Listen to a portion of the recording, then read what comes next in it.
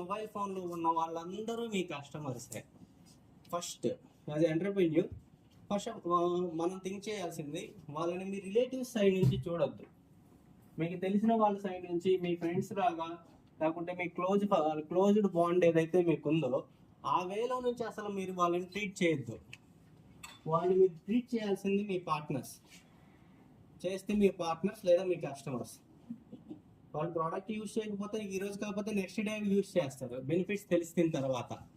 PhonePe first time మనకి introduce చేసిన person మొత్తం మీకు ఎంతమంది గుర్తుంది? ఎవరికి గుర్తులేదు. బట్ ఈరోజు ఎందుకు యూజ్ చేస్తున్నాం?